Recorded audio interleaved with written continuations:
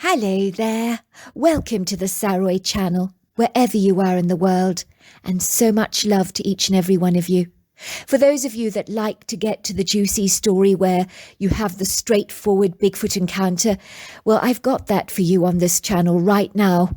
But the full stories are really worth listening to, and I've got them listed at the bottom, because really, just the Bigfoot encounter without the whole experience from the beginning to the middle and the end is really worth listening to. But if you just want to get to the juicy encounter that people have sent in to me, by all means, here are a few examples of them right now on my channel. So get straight into the business, shall we? And let's get started. "Because I was in the force," said the man, "and I've been investigating these missing cases for many long years. And there is something about those woods, and something in those woods that has been killing people out there. I've seen it myself, and it's a gargantuan monster. You need to be very careful, because that thing is around." "Don't worry about me," I assured him. "I've not got long to live anyway, so I doubt I need to concern myself with monsters." "Oh my word," said the man. "I had no idea. You don't look at all sick.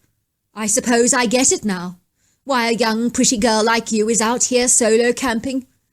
It kind of makes sense to me now. How long have you got left, if you don't mind me asking?"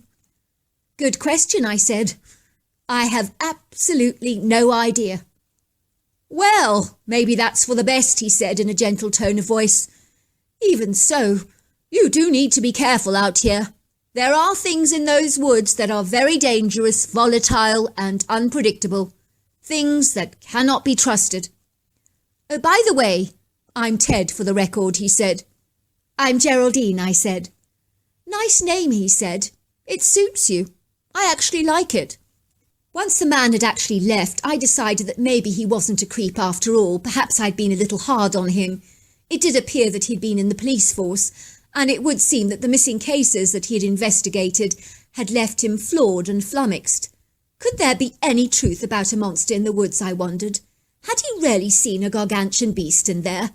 Somehow I really doubted it. In my experience, most monsters responsible for murder cases were of the human kind, and as far as I knew, the most treacherous predator in North America was a grizzly bear or a mountain lion. "I'm sure he's barking up the wrong tree," I thought to myself. I realised that maybe this prying ex-officer was just keeping a friendly eye on me, which in a strange way was somewhat reassuring and rather endearing, in a funny sort of way, I suppose.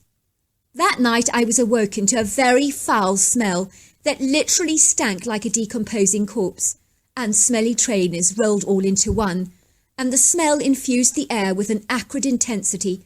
It was unlike anything I've ever smelt before, and it was horrifying and so repugnant it was literally causing my nose to burn and my eyes to flood with tears. "What the heck is that?" I wondered in horror.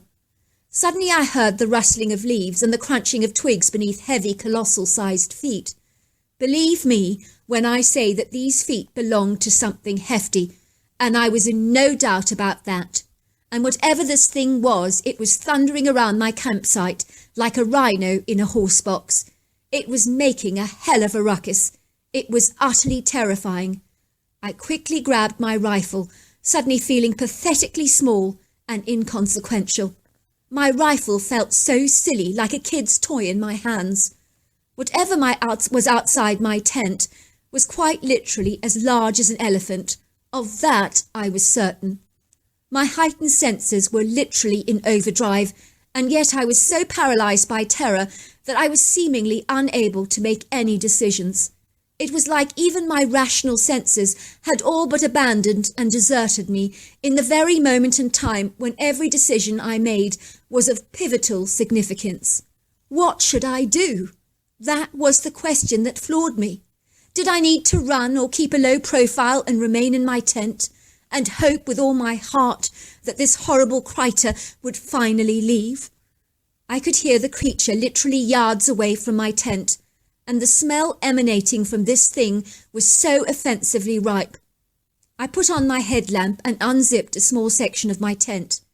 I kid you not, I could see within touching distance of my tent a gargantuan hairy body that was so incredibly tall that all I got to see was the chunky legs and thick waist area that was covered in long flowing dark brown matted hair that literally stunk to high heaven and resembled very ugly dreadlocks.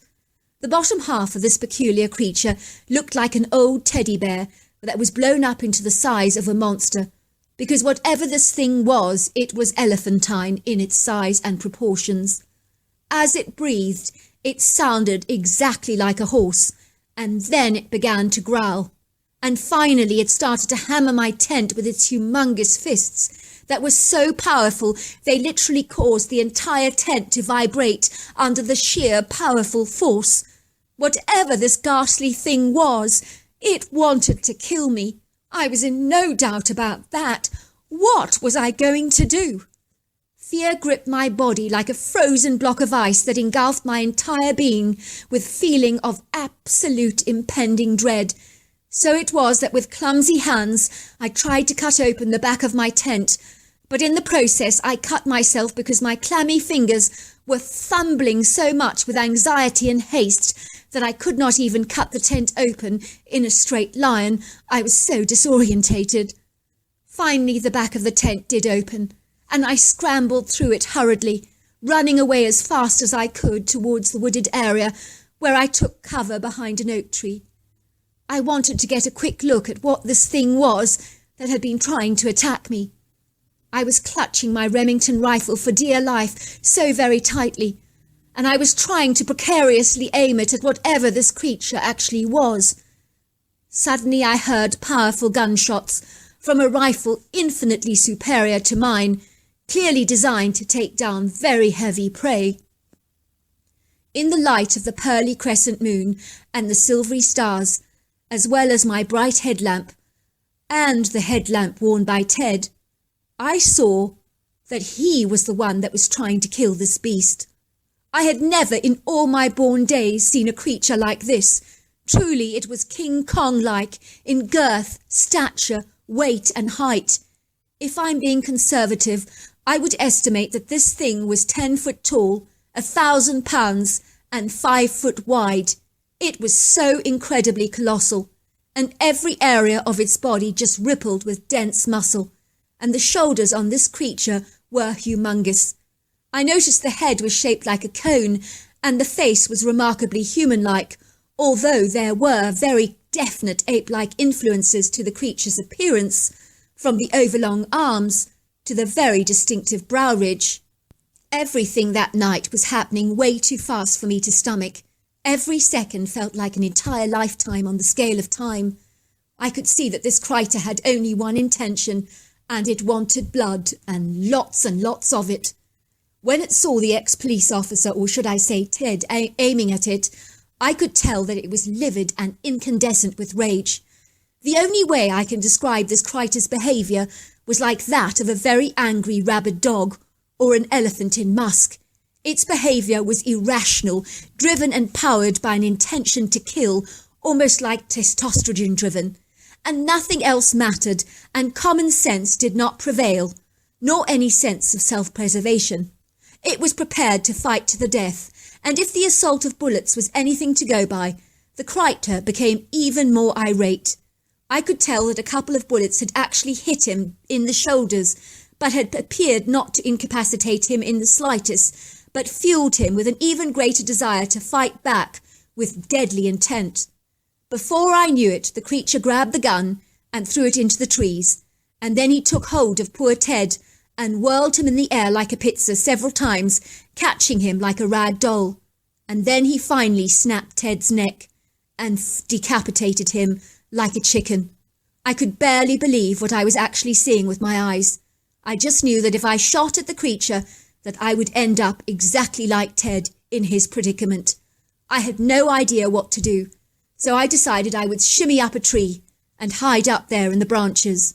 I was athletic, agile and slight, and I had mastered the art of tree climbing from a very young age, and so I shimmied up the tree and lay hidden in the branches for the rest of the night, waiting for the full light of the morning to arrive. I couldn't see anything, but I'd heard enough. I could hear grunting, sniffing and stampeding over my campsite, and then I heard the creature thundering through the forest, and he sounded exactly like a herd of rhinos. It was horrifying. In the morning I awoke to find my campsite in a total mess, and I could see my tent had been shredded up and was scattered everywhere like pieces of confetti. I could see that all my items had been flung absolutely everywhere, and it looked like hell and damnation had broken loose. Some of my garments were lying over bushes, and pots were scattered surreptitiously all over the ground. Suddenly I heard the sound of a woman sobbing. She was cradling Ted's detached head all in her arms like a ball, and I noticed that his eyes were missing from his corpse, as if they'd been purposely removed. "Who does this?" she sobbed. "What kind of a monster? It's even removed his eyes." To cut a long story short, this kindly woman was indeed Ted's wife, and she told me that all his life in the force, Ted had been very bothered by missing people in the area, and was hell-bent on resolving these curious cases. When he actually caught me camping out in the woods, he was very concerned for my safety because he had seen that humanoid ape in the woods before, and he believed that this creature was violent and aggressive and incredibly dangerous, and could potentially be behind some of these missing cases. When he saw me solo camping, he believed I was in grievous danger, so he was patrolling the place at night, unbeknown to me, while I was camping to ensure my safety. As you can imagine, I felt responsible for Ted's death, but his wife reassured me that Ted would have not had it any other way. So there we are. That's the juicy bits of our stories tonight. I personally think you should go back and listen to the whole story because it makes it so much more exciting, because then you learn all about where it happened, the location, and all about the fabulous characters involved in the story, and that makes the story so much more gripping. But as I say so, go down to the description and then click on to the YouTube link, and then you will hear the whole story. Until next time, goodbye and good night.